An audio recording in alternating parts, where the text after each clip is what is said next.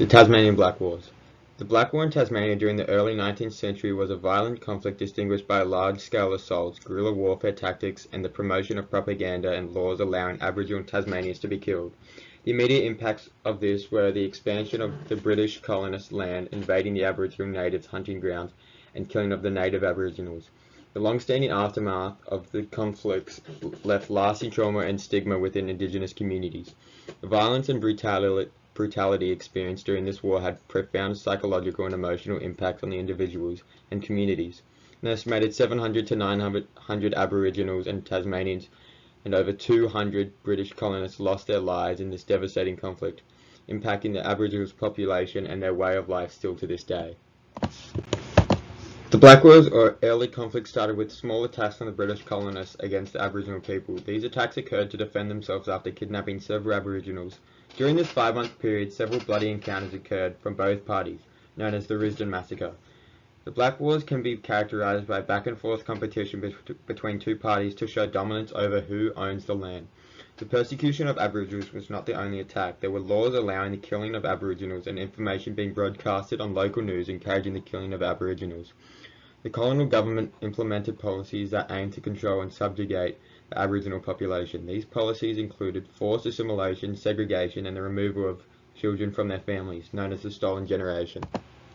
A noble service to shoot them down, or the blacks were not the only people, rather several desperate tribes. These words were blasted on the front pages of a very famous newspaper. This can be seen as the polarization and dehumanization stage of genocide, because of the promotion and propaganda spread causing the increased amount of anti-Aboriginal people. The government must remove these natives. If not, they will be hunted down like wild beasts and destroyed. This is a quote from the newspaper dehumanizing the Aboriginal people and discriminating towards them by saying they must be removed and be hunted if not. This created a wave of violent, directed crimes towards the Aboriginals, getting so bad to cause a movement called the Black Line. The Black Line was created by a group of local colonist landowners who created a line of people pushing the Aboriginals into the Tasmanian Peninsula in hopes to move them to an offshore island. This falls under preparation stage of genocide because it's organising the killing and segregation of Aboriginal people. This source is a proclamation from Governor Arthur. Governor Arthur issued a proclamation on the 10th of May 1828, which declared martial law in response to the escalating violence of the Black War. The proclamation allowed for the military to be called upon to deal with the Aboriginal resistance, including being authorised to shoot on sight. It also provided incentives to settlers for capturing or killing Aboriginal people, and required all Aboriginal people to relocate to the government reservations.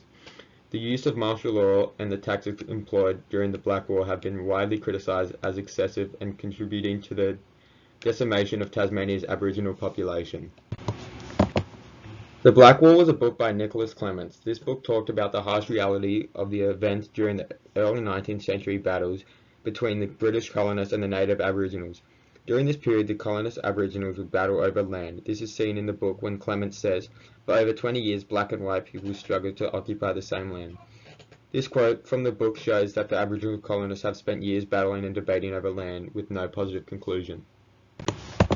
The immediate results led the Indigenous people to the majority of persons at the colony passed away within a few years due to cramped, subpar housing, expulsion from their families, mental distress, illness, and acute malnutrition. Black Wars had several short-term effects, including significant human losses, the relocating of Indigenous populations, the distribution of traditional livelihoods, and increased hostility between settlers and native people.